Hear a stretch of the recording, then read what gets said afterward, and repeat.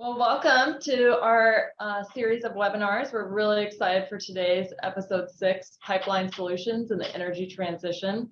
If you're new to our webinar series, make sure to get on our future webinar invites. You can email anyone on our team at asmith@geoengineers.com. And as mentioned earlier in the program, when some folks were logging on, we use Zoom right now because that seems to be the best solution for most attendees. However, if you can't join via Zoom and you're watching this on Teams later on, thanks for joining in. We'll continue to explore other options for streaming. See. You know, April, we say they're quarterly, but in reality, they're 3 a year. So yeah.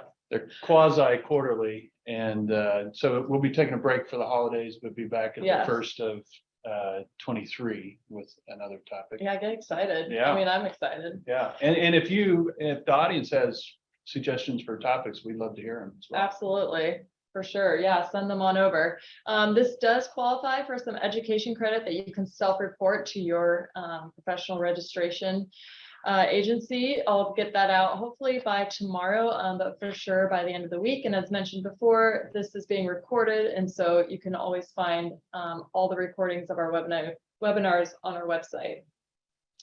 If you have questions during today's webinar, because of how many people we have, we encourage you to use the Zoom chat feature. I'll be monitoring that and offering those up to John and the team. And you can always reach out after today's presentation with questions too, and we'll put you in touch with the right person to answer it. This is a little bit new, but it goes without saying, the views and information and opinions expressed during this webinar by our moderator and panelists are solely those of the individuals and do not necessarily represent those of the respective organizations. This webinar is meant to be really informal and more of a discussion and give us all things to think about in the future. So with that, I'll start off with a quick safety moment before I introduce John. It's getting darker earlier now, and so the dusk time frame is really hard to see people. So as you're driving home from work, you might see the sun setting and the shadows and all different things. So we're encouraging folks this month in particular, which is Orangetober for GeoEngineers, where we have a real big focus on safety, to be cautious when driving. Try not to drive distracted. It's really easy to pick up your phone and look at text. Yeah. But we're just encouraging all of our staff at Geo to take that next step forward and driving safely and making sure each of us are home safe every day. Yeah, we've got kids coming home from school now. Of course, we've been back in school for a few months, but then there's Halloween. And so it's a good reminder to make sure we're cautious on the roads. Absolutely. So with that, I get the pleasure of introducing my colleague and friend. I'm going to throw that in there. You're welcome. You're like, we're friends. Principal engineer and pipelines discipline lead, John Robison. He has 20 years of experience, licensed in 15 states. He brings a strong expertise in trenchless, from HDD to direct pipe, and geotechnical engineering on pipelines across the U.S. I always ask him for funny facts about him, or fun facts, but he's a self-proclaimed crappy fisherman. It's supposed to say crappie.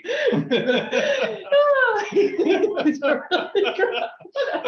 is a spell check issue. I think. Yeah, John, you're a young man. There's still time to improve.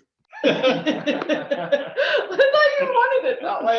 He's a crappie fisherman and a country winemaker. I mean, these aren't really glowing reviews of your skills, but well, at least we're not talking about fishing today. So, yeah, that's true. Yeah. That's true. That'd be really awkward if it was like a 101 on fishing.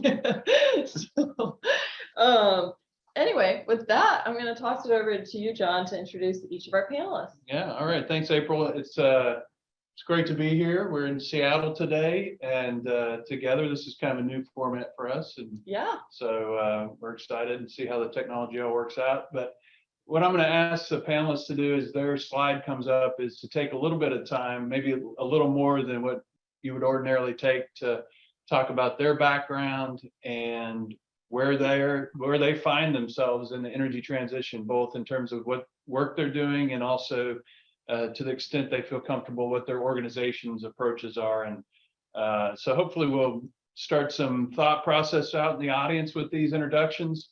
And, you know, the idea with the panel obviously is we want to have a discussion. And so we want to hear from our audience with questions and make this an engaging process. So with that, Clay, if you'll kick us off here. I feel like you should introduce their fun facts because they're kind of fun and funny. And Oh, so okay. it's weird for Clay to be like, and BT dubs, I'm an amateur cook. Well, I thought people could probably read that, but Clay is into fermenting. So. Yeah, amazing. Clay, introduce yourself after that. Great. All right. Well, I'm Clay Atwood. I'm the director of engineering for new energy venture projects here at Williams. And I've got about 30 years experience overall in primarily engineering, but engineering and operations. I've got a little bit of, I've had kind of flip-flop back and forth between the operations and engineering side. The majority of my work has been pretty much above ground facilities, though. It's not really been on the pipeline side. So I've only got about 5 years with the pipeline. And jumping to the fun fact, because that seems like that's going to be the elephant in the room here, was that, you know, I was making beer for a while. I thought I was going to try my hand at makes this root beer. You want to keep that sweet. So I had this bright idea that I was going to pasteurize my root beer in the dishwasher by turning it up on high heat. But I forgot that the expansion of gases happens whenever it starts getting hot. And so when a couple of them started exploding, I had to take them out and ended up getting shards in the ceiling. So that put a dent in my root beer and beer making for about 4 or 5 years before I was able to kind of get my wife distracted for a while. And so I got back into it. That seems like something you should know, the expansion of gases. Or, I mean, I don't know. Yeah. That maybe. That's a fundamental thing that I forgot. So The improvised explosive device that you made seems to have been successful. it was successful. If that was what I was going for, that wasn't what I was going for. So, just real quick on the new energy ventures side. So really, I've kind of 4 main tenets on the projects that we're looking at. The first one is we want to decarbonize. The energy we're providing for ourselves and for our customers as well. We want to make sure that it meets a minimum return on investment. We don't want to just throw money at the problem and try to make it work that way. But then we also want to be able to use our existing infrastructure. We've got a very large infrastructure and we want to be able to capitalize on that, whether that's our right of way or our existing pipelines. And then finally, we want to make sure it's at scale. You know, we've got about 1/3 of the natural gas going through our pipelines in the United States. So anything we do, we can check a couple of boxes if we want to just, you know, get a couple of, just get a couple of press releases, but we really all want to make, make some big moves in this. So whatever we do has to be at scale. So that's kind of our 4 main tenets that we're looking at on the projects that we're producing internally. All right, thank you, Clay. And I should have mentioned at the beginning, Brent with Exxon, who was going to be part of our panel, had a conflict and couldn't be part of our panel today. So we're proceeding without him, but we're definitely sad that he couldn't join us. We miss him. We miss him so much. Good guy. So with that, Justin's ridden in a helicopter over 200 times. So that's quite an achievement. A lot of fun. I think I rode in one once and almost lost my lunch and decided that was about enough for me. But anyway, go ahead, Justin. Yeah, thank you. And I found, after a while, a helicopter just becomes a really dangerous way to get to work. But the difference in oil and gas helicopters, I thought I was quite an accomplished helicopter rider, and then I went heli skiing. And let's just say they don't have the same safety protocols as they're flying through the mountains in these small helicopters landing on top of mountains for heli skiing. That was quite a different experience. But yeah, so my name is Justin Freeman. I actually started my career with Coffman Engineers over 20 years ago now. It's kind of hard to say that, but I guess it's true. And mostly doing pipeline inspection, actually, on a lot of difficult to inspect pipelines, things that were not designed for pigging operations, and doing MFL and ultrasonic pig inspections. And had an opportunity to go over to Chevron, where I worked for the next 16 years, facility engineer in the Cook Inlet in Alaska, doing a lot of operations support / capital projects, and then went over to work in Kazakhstan, mostly based out of London, but doing more economic modeling and financial analysis for a $40 billion investment that was made by Chevron that is still actually ongoing. And then came back to the United States and went into the CO2 water flood team, more of an asset development role. Worked in that group for a little while, and then Chevron pivoted over to the unconventionals, and I developed 3 greenfield sites to production, and then had an opportunity to start their carbon capture program. So I was their program manager, and it was a really interesting role, really looking across the United States at every emission source, figuring out how to use hydrogen and carbon capture to develop hubs and grow new business / decarbonize their assets. And that was the precursor to what is now called Chevron New Energy. But our family wanted to come back to Alaska, and I had this great opportunity to come back to Coffman and grow their corporate business in carbon capture and hydrogen. And it's fun because Coffman is a company that does battery storage. They do electrification projects, and so I can kind of come in as sort of an agnostic sort of person. If carbon capture and hydrogen is right for a client, or maybe it's battery storage or renewables, and so it's just been a fun ride over the last 6 or 7 months, just working with a range of clients to try to figure out and navigate this energy transition space. And one of the things I did in my previous role as well was a carbon capture DOE pilot, and that's coming in handy now with all the government money that's flooding into this space. So looking forward to the conversation. All right, thank you, Justin. And then our last panelist, Mark Bridgers, who escaped an airplane fire via the emergency slide. That's maybe the only person I know that's ever done that. That's a great little feather in your cap. And before you start, Mark, I'll say I met Mark a year ago at the Pipeline Leadership Conference in Houston. And that's something he's instrumental in putting on, and great conference. GeoEngineers has sponsored that conference, and so I'm sure he'll talk a little more about it, but it is a way, I think, we're going to have time to brush on the top of a lot of topics here in an hour, but that over a few days, you really get to dive in the weeds and learn a lot more about this, where the industry is going in this regard. So anyway, Mark, take it away. Sure, thank you. And on that fun fact, the exit from the aircraft is actually misnamed. It's referred to as a slide, but if you're ever in an aircraft crash and have to get out of the slide, you actually jump onto the slide. You don't slide down it. So if you ever get in that situation, you'll have clarity about how to safely exit the aircraft. And then send Mark a card and say, thank you for saving my life. I learned how to jump because of you. So That sounded like a good safety moment. that was a good safety moment. Second safety moment, Yeah. Crushing it. Well, I appreciate y'all allowing me to participate today. Continuum is a management consulting and investment banking company that works exclusively in the capital construction space.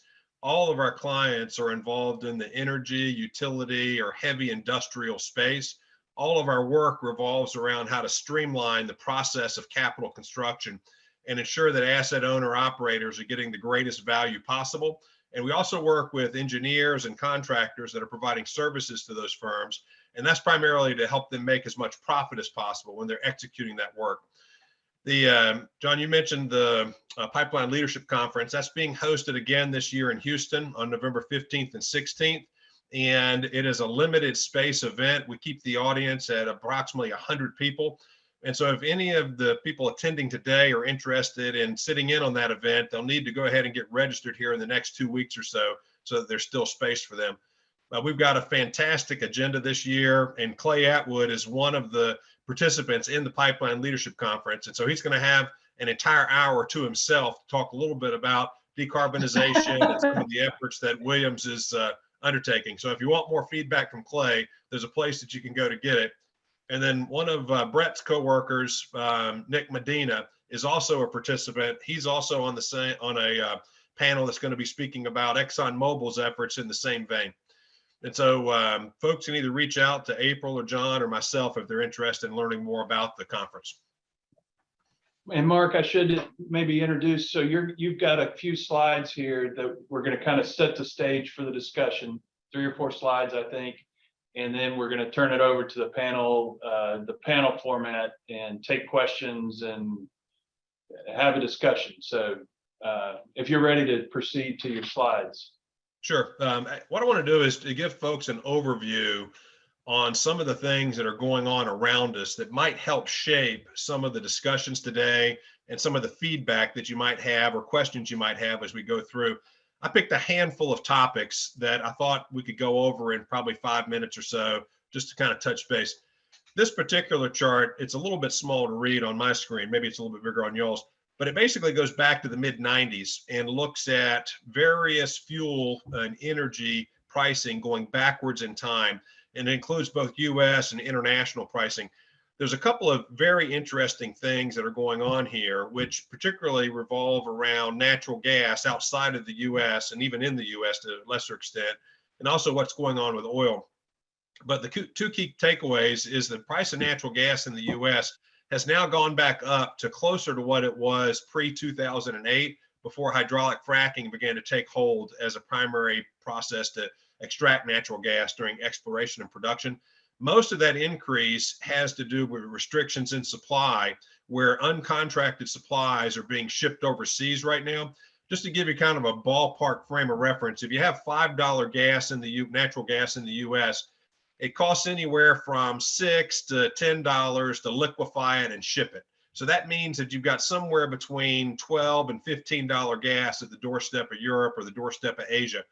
And with that pricing, given the current pricing for gas in those markets, there's significant incentive to ship that gas globally as LNG in order to try to sell that gas at a higher profit margin. That's one of the things that's restricting supply and increasing cost of natural gas here in the US. You can also see some of the diesel and gasoline fuel pricing here, and the spike that we recently had in gasoline that started to come down. But rest assured, that's going to be moving back up with the restrictions that OPEC put in place on production output here recently. And the same thing is true of diesel, although diesel did not fall back as quickly as gasoline did. You can go to the next slide, April. This is an interesting chart that was put together by the New York Fed. It measures the disruption of global supply chains. And the way it is measuring it is looking at a series of indices and then calculating where those indices stand relative to their historic mean or historic average. And so the vertical scale is measuring standard deviation. I'm sure that many in the audience either are engineers or studied statistics and will recognize that standard deviation is designed for a normal distribution and gives you a sense of how wide the variance is of observed observations. When you look at the history of this information going back pre-2019, you'll see that there was some variance, but it very rarely got outside of the first standard deviation. And just to give you kind of a quick reminder, roughly 67% of the observations should show up within the first standard deviation on either positive or negative from the mean or median. And so that's really what you see here. Those are variances in how the supply chain is performing, but they are very digestible and manageable and don't present significant problems. That all changed in the end of 2019, beginning of 2020. Once we got into the pandemic, you can see the spike in disruption of the supply chain exceeded the third standard deviation, and then in early 2021 exceeded the fourth standard deviation. One way to think about this is the supply chain as a triangle, and at the upper part of the triangle you have the price of the good that's being moved. The lower right-hand side you have the logistics process and how the speed and the nature of that process. And on the third corner, you have whether or not the item actually is in existence, meaning has it been manufactured yet? When you look backwards in time, all of the variation that was observed was 1 point on that triangle. So we had a logistics problem, which could be overcome by price, or we had an availability problem, which could be overcome by price.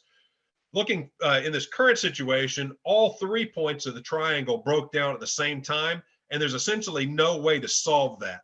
And so that's the reason that part of the reason the disruption of the supply chain was so severe. You can see that that's already improving at this point in time. We anticipate that sometime in the middle or back end of 2023 or early 2024, we should be back to something that looks more normal. April, you can go ahead. Well, I guess, well, on that last slide, the pink areas are recession time. Recessionary periods. I Yeah. should have pointed that out. That's exactly right. Yeah. Okay. And the pink areas on all these slides are recessionary periods. I'm just going to touch on interest rates here briefly. This particular chart goes all the way back to 1970, which gives you a pretty good 50-year look at what's been going on with interest rates. What you see is that what we've experienced since the year 2000 is abnormal in comparison to what historic rates have been. And what you see occurring now is rates starting to move back up. Even though it's going to be relatively painful as these rates move back up, there's strong logic to argue that if we can get rates back into the 3 to 5% range, that's a more typical historic reference for what the underlying risks are for the debt or the borrowing that's taking place here. That's arguably what the Federal Reserve is attempting to do at this point in time, is to get back to something that looks more normal in comparison to the historic average. The challenge is it's going to be very painful. Anybody in the audience that was old enough to remember the mid 80s and had a mortgage during that time period, it's likely that that mortgage on a home or a second property was in the 8 to 15, possibly as high as 17% range. Those numbers on a mortgage are unfathomable for people today when they think about how they would buy a house and what they could afford from an interest rate standpoint. We're not going back to something like that, but mortgage rates right now are approaching 7%. And they're likely to go higher. The Fed is very likely to raise interest rates again in November, which will also push mortgage rates up. That ties back into borrowing for businesses as well. The next 3 slides, I'm not going to read through these. These are really more for the audience after the fact. What we've tried to do here is to highlight some of the opportunities and challenges that we see for CO2 pipeline activity in North America, hydrogen blending or hydrogen pipeline activity in North America, and renewable natural gas pipeline activity or integration into the distribution system, primarily activity in North America. And the idea is to give you a way to kind of think about what the opportunities and challenges are. There's a couple of experts on the panel today, either on hydrogen or CO2, who are going to be able to provide much more insight into what's going on.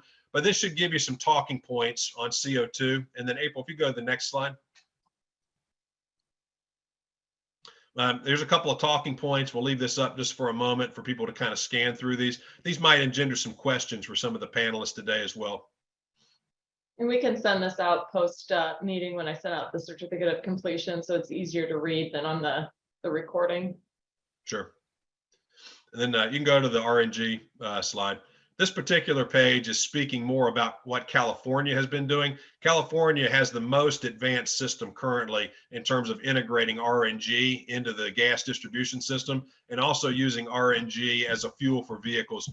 Those of you who are interested in exploring this more, Waste Management has been very aggressive in California in terms of capturing and utilizing renewable natural gas. And there's some significant insights into the strategies that they're using there and what the implications are for system operators and pipeline developers.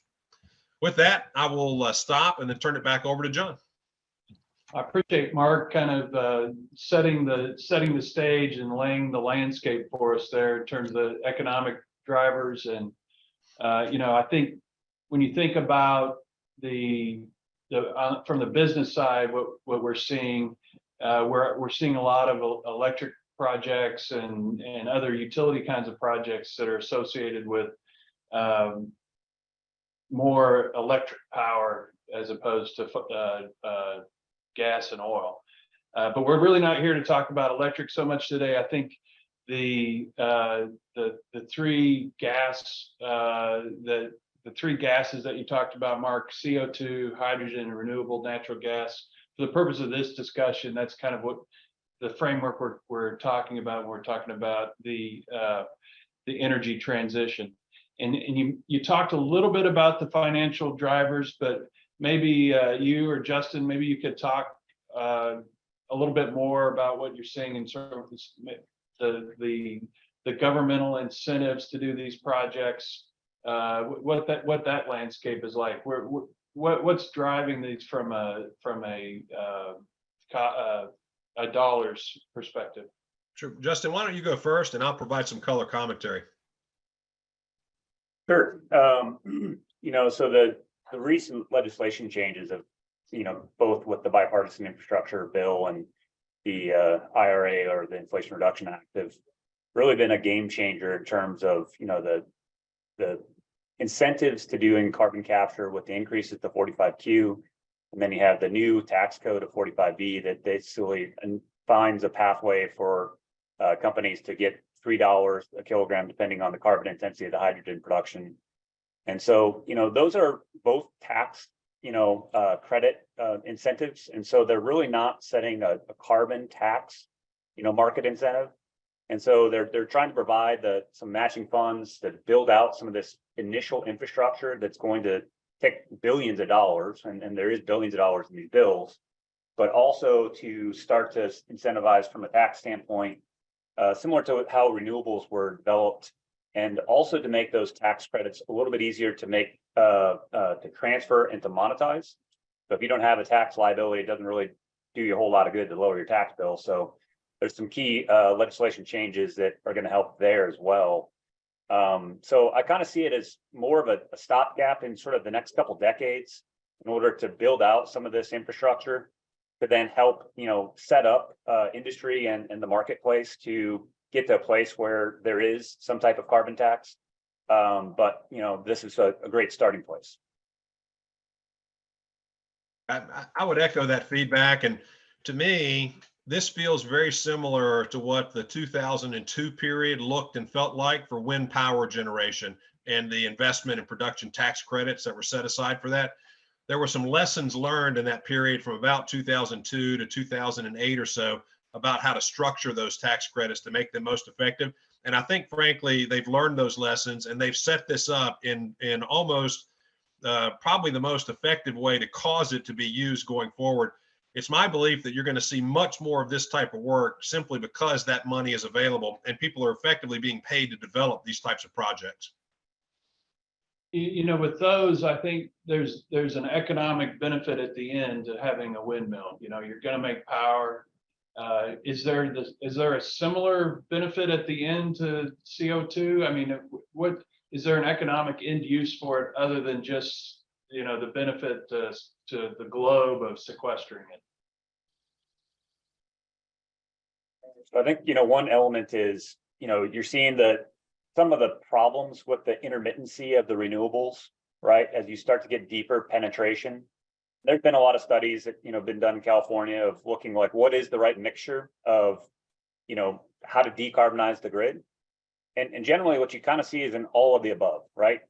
Getting some power plants that have base load you can do carbon capture on, looking at hydrogen as a way to do electrolyzers and produce hydrogen, basically changing over thermal units to fire on hydrogen for maybe heat or power generation, fuel cells. So to me, it's kind of you can kind of set the politics aside and just look at the science and basically kind of the ways in which you decarbonize the most cost effective from a taxpayer dollar or market incentive. It's kind of an all of the above, and it might change geographically where you are, whether you got the geology for carbon capture or whether you got the sun for renewables. It's going to be a different solution in different parts of the country. Yeah. And both hydrogen and renewable natural gas already have in markets that can take those products on, or they can be integrated into the existing infrastructure. That's not quite the case yet for carbon. And so one of the things that's still unsolved is what is the end use for carbon? Storing it is certainly can be a money-making venture for those storage facilities that would use that space or lease that space, but that's not going to be big enough in order to deal with the amount of carbon that can be captured and could potentially be used. We've either got to have some type of carbon trading scheme or some type of more aggressive use of carbon in order to build out that end market. Clay, anything to add on that topic? Yeah, so one of the things that we're as far as when you start doing permanent sequestration, like in Class 6 wells, forever is a pretty long time. So Williams is really shying away from, necessarily owning and operating those wells just because of that risk it's hard to quantify. So we really are looking at partnering with other companies that may have a better handle on that. But another technologies we keep talking about, we say carbon and we mean carbon dioxide.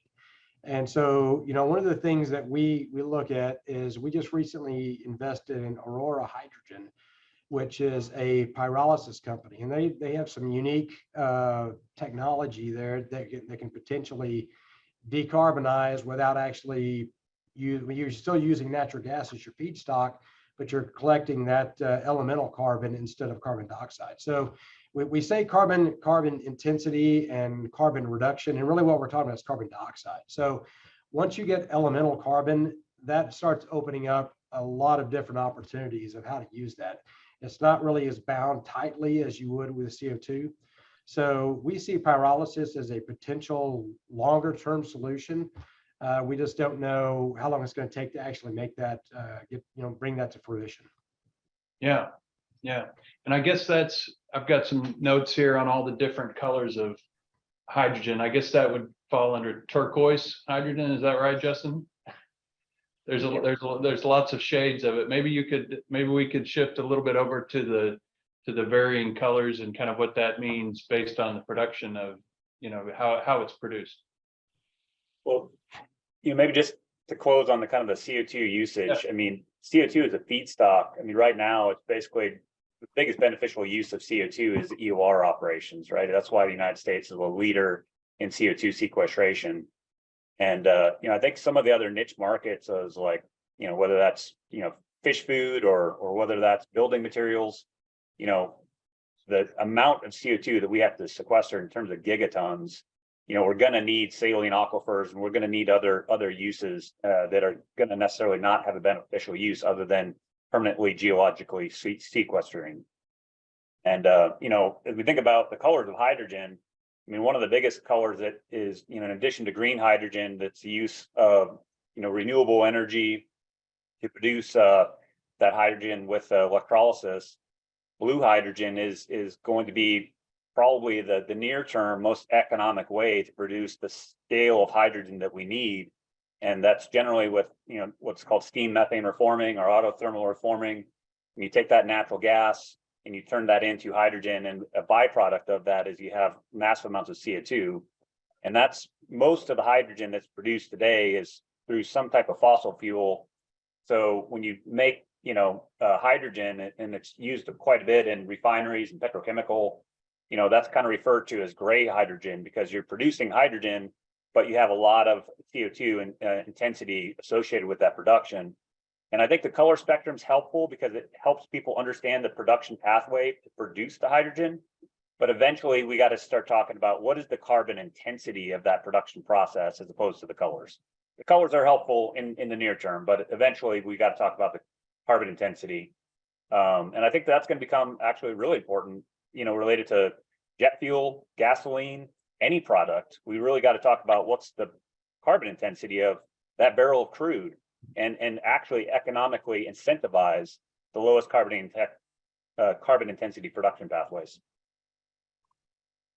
Yeah, just adding to that real quick, that's one of the things that we're really focusing on as well, is trying to change that conversation from where did you get this? Because one of the things we see is that everyone just, especially on the West Coast, they just want green and green only. They don't even want blue. And so it may be, depending on how you get the electricity, the carbon intensity of that hydrogen could be actually higher based on how it was produced. So that's one of the things that we're looking at is we're trying to develop this blockchain technology so we can show anywhere on our pipeline, here's what the carbon intensity is at this spot, so that we can start showing that, we're getting a lot of conversations as far as, well, this is the lower carbon intensity than this one, but it may not be. So that's one of the things that we're doing is really looking at how can we have an immutable program that says this is the carbon intensity, and you can buy whatever you want. Just like if you want, you can buy a first class ticket on an airplane or a lower, I guess the coach class. And so we could be able to provide that in the future if we have, say, we can provide you the blue hydrogen, we can provide you the green hydrogen, whatever you would like. Yeah, I think it's important to remember, and maybe it goes without saying, but hydrogen has to be produced from some other energy source. It's not like natural gas that you just get out of the ground through some kind of extraction process. It is produced, and the way, you know, as Justin was discussing, the way you produce it is directly related to how its carbon impact. And then and I guess related to that, the concept of being able to store energy in that hydrogen form and transport it in a pipeline versus trying to store battery power and transfer electricity over the grid. You know, there's some significant advantages to hydrogen in that respect, versus, you know, all of the rare earth and everything that's required for the big battery setups. So, April, have we got any questions so No, far? I even gave them a great example question. Like, I was like, definitely add the person's name in. So for example, Justin, that's a sweet beard. Are you growing it out for No Shave November? That is an example question. We will take all questions. Okay, all right. Well, I think we did have one, Yeah.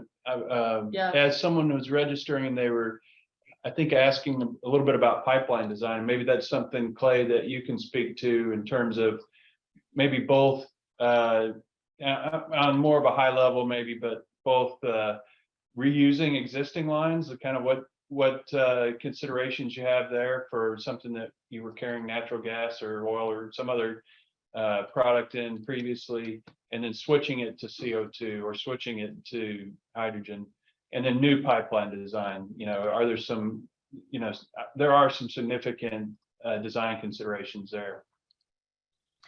Yeah, I'll say let's start off with new pipelines. You know, B3112, that's being revised right now, and they're taking out the caveat of, you know, anything below 10%, you're in pretty good shape. They're taking that out. But you know, some of the things we're seeing is that typically people keep wanting to say, how much hydrogen can you blend in the pipeline? And really, it comes down to a lot of times on a new pipeline is primarily the pressure that we're seeing. If you're below 50% SMICE, you're in pretty good shape, no matter what amount you put in. So that's one of the things that we're consistently seeing. But then, you know, going into reuse of pipelines, CO2 tends to be easier than hydrogen. We're looking at several pipelines that have been abandoned, and we can repurpose the CO2. It seems to be a little bit easier than we can the hydrogen. The hydrogen, what we're seeing is that there's four main areas that we're looking at. It's the percent of pressure on your versus SMICE, the partial pressure, which is a combination of your pressure and your percentage, the existing anomalies, and the pressure cycling. So if you know what those four are, you kind of know how much you can blend on that. But those are the main things that we're looking at is how can we, when we start taking a look at how much can we blend, we're looking primarily at anomalies, because that's going to be the main thing. Is if you get a crack forming, and if you get hydrogen in there, it wants to get to the tip of that crack and make it worse. So that's what we're taking a look at, is remediating any hard spots and any existing cracks before we start doing any blending. And I guess there's some aspect of embrittlement associated with hydrogen. Can you speak to that a little bit? Yeah, what we're seeing is that even at low pressures, we're starting to see some toughness reductions in the pipeline material, and up to like 1 bar. The majority of the damage is, you know, that first molecule is the worst one, and then it starts to kind of curve down. But I'm going to say up to even up to 1 bar of partial pressure, we're seeing anywhere from a 40% reduction in toughness. It's still above the minimum threshold, so you could still manage it, but it's a pretty big step, that first step.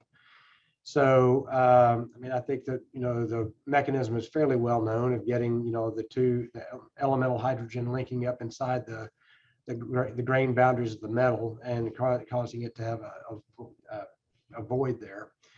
And so that's one of the things that we're seeing is that the hydrogen getting ingrained is really, it's pretty much across the board on hydrogen. It tends to graduate, to kind of propagate towards those crack tips.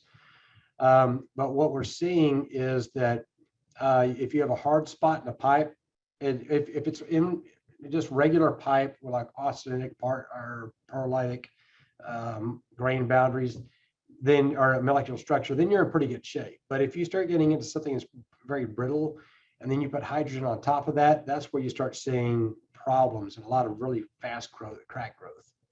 So some of the pipes we have from the 1950s and 60s, we're actively going through right now and cutting out sections that have hard spots in them. Yeah. If I could ask a follow-on question, Clay, you're kind of more speaking about steel. Can you talk a little bit about plastic and the integration of hydrogen into plastic lines and what the implications might be there as well?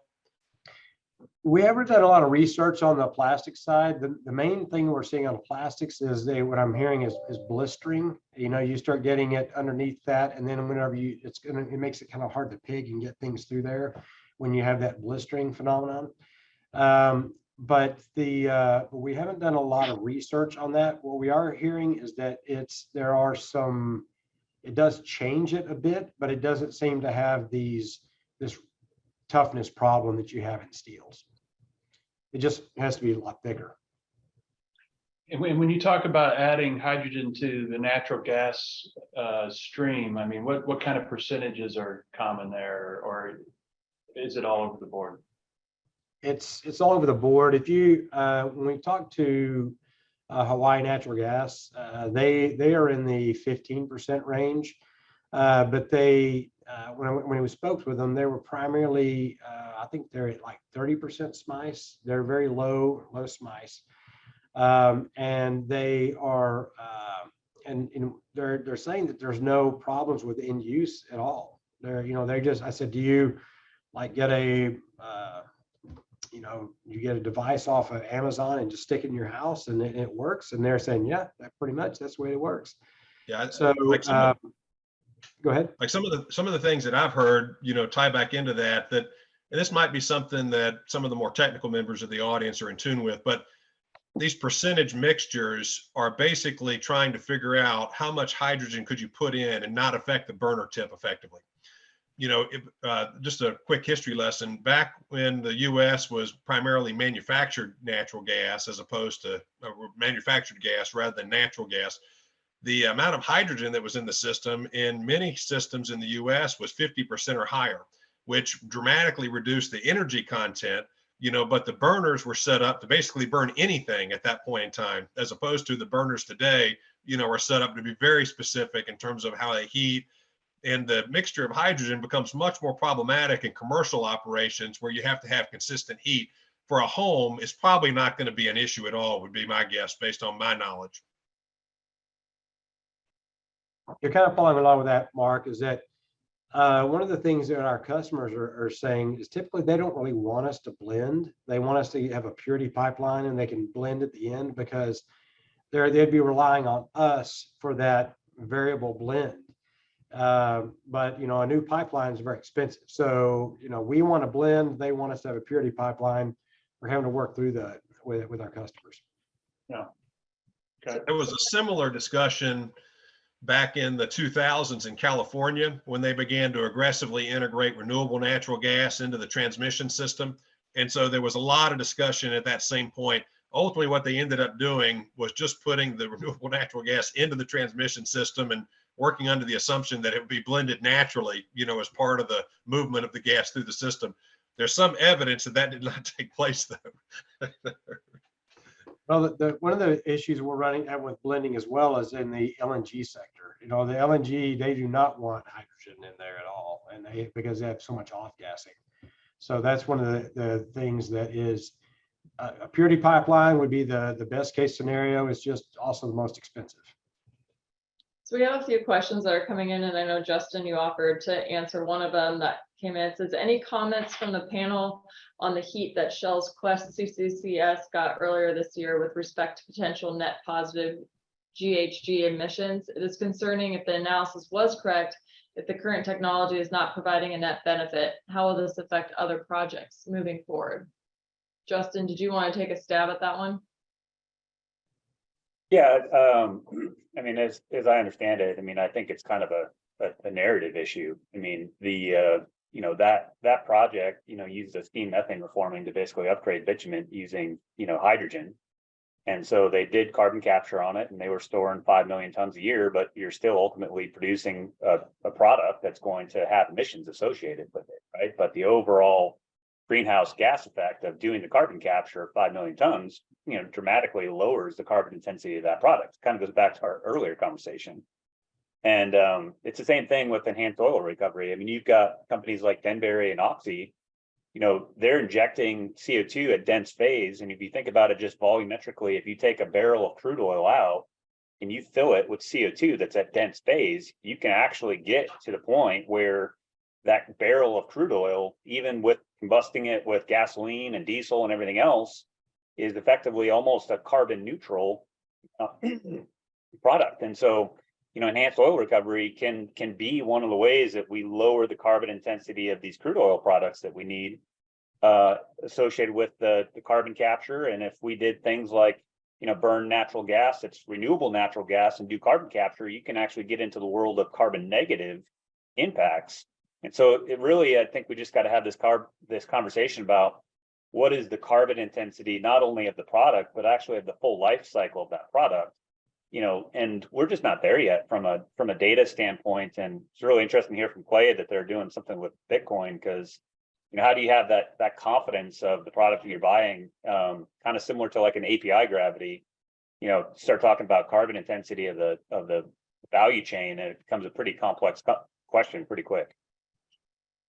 Any other comments on that? Okay, another question. We have a couple here.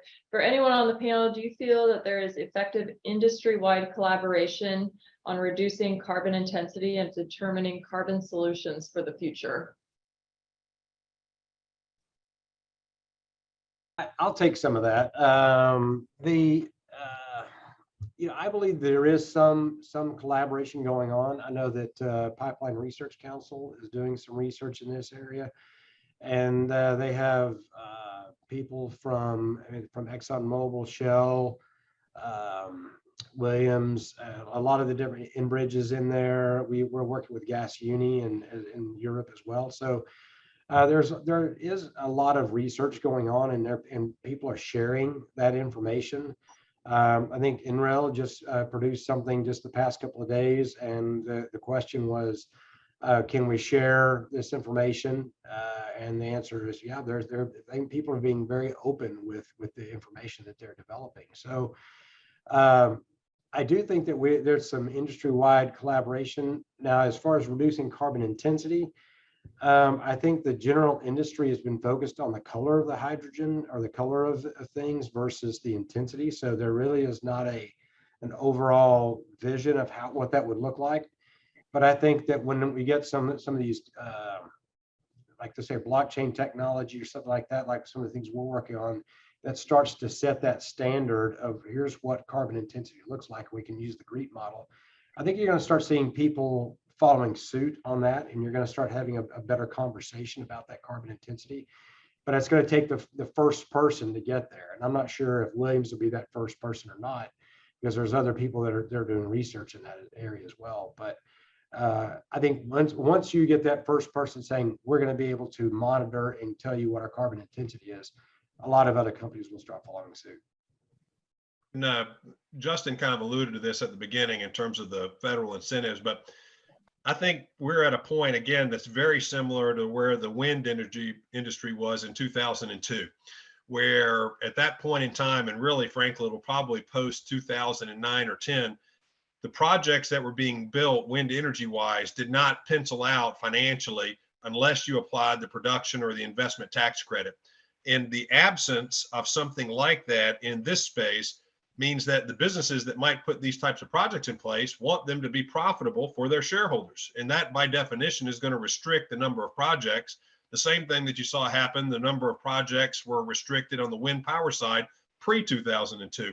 And so I'm not really sure exactly where the question is headed, but in my mind, this is something that is beginning to accelerate. Every business that I'm interacting with is talking about this, is working on this topic. And particularly for those publicly traded businesses, are trying to figure out how to make the math work on these types of things, so that this is not simply a choice that they make to spend money. This is an investment that they're making in order to generate some return. I know go ahead. But maybe building on that, I mean, I know that the DOE hydrogen hubs and the CCUS hubs is really forcing some collaboration between parties that are maybe not used to working together to that level of detail. To think about the pipeline build out, and to think about shared infrastructure or new business models, even, right, in terms of hydrogen production and carbon capture. You're seeing a lot more collaboration in this infrastructure planning, because these cities, the governors, different industries are trying to join together to be competitive for these hubs. And these concept papers that are due November 7th, I think it's going to be really interesting to see what type of ideas come out of that, and what cities, states, industries are selected as part of that multi-billion-dollar selection that's going to be coming up. We had some other questions, but I'm going to consolidate them, and then I'll send them out to our panelists, and we will do our best to try to address those when we send out the post recording and email, because I know we're getting close on time. So John? Yeah, no, I appreciate the panelists' time today. We want to be sensitive to everyone's time, and we, try to start and end on schedule or thereabouts. So with that, I'd ask the panelists, maybe we'll start with Mark and then go to Justin, then to go to Clay, for any parting thoughts, future of the industry, anything else that you'd like, didn't feel like we covered here at the end of our time together. Sure. So from my standpoint, when I look backwards in time, the U.S. for the last really 40 years, probably back about 1985 or so, the U.S. globally and within the U.S. and North America and more generally has experienced a period of great stability, by almost any measure that you would look at: interest rates, inflation, unemployment, so forth and so on. And it's my view that we're entering a period of volatility going forward. And that volatility is going to show up in things like what type of carbon capture projects are going to move forward. And is it going to be something that's going to be smooth? I don't think so. It's going to be something, I think, that's going to be bumpy, as we try to figure out what works, in this environment. But I'm overall very bullish on where we are as an industry in finding solutions, to these challenges. And from a purely design and construction standpoint, see significant amounts being spent in the design and construction of facilities to figure out how to make them work and to get them constructed effectively and to operate in this environment, this transformed environment that we're going to be in over our next 10 to 20 years. Bigger picture, I would like to see kind of an all of the above strategy taken. And so I'm not a proponent of 100% renewable power or 100% electrification or 100% this. I would much rather see the US and North America more broadly be more balanced in its power usage and figure out how to continue to use fossil fuels in appropriate ways and to carbon capture or sequester or contain the pieces that are more problematic, as opposed to abandoning those resources. Now, whether or not that will happen in this current political environment is a completely different question, but I'm hopeful that pragmatic people will win the day and that this type of more balanced future is what we'll end up in at some point. Thank you, Mark. Justin. Yeah, I just think, that the energy transition is going to be the hardest thing humanity has ever done. I think we need to have real conversations about that. I mean, our energy system is only ever added on top of each other. So even though that's been a growing, component and wedge of that, it's been additive to our energy system. And there's a huge portion of the population that still lives in energy poverty. And so as we decarbonize light duty transportation with, the Teslas and home battery packs, the grid is not able to withstand, all this electrification. And so I think we got to, there's some education, there's some real honest conversations that got to happen. There's going to be a lot of pipelines that are built as part of this process, but it's going to be really difficult. And I think that if we sell this as something that can happen in 1 decade, we're not being truthful about the level of infrastructure investment that's going to take place over these 30 years And it's going to be a transition over time. But it's going to be exciting too. It's going to be a lot of new opportunities for folks. Thank you, Justin. Clay, any parting thoughts? Just echoing what Mark and Justin said, we believe that it's going to be a portfolio of solutions as well. We don't think there's going to be a silver bullet. But just like fracking that occurred, 10 years ago, there is going to be some breakthrough, and it's going to spur a lot of growth in that area. And we're going to see a lot of these things as we focus so much attention on it. We're going to have some of these breakthroughs. So I believe that I think the next big problem is not having enough engineers to be able to build all this out, because I think it's going to happen. I just don't know the timing of it. That's not the next problem. That's the problem right now. Yeah, that's true.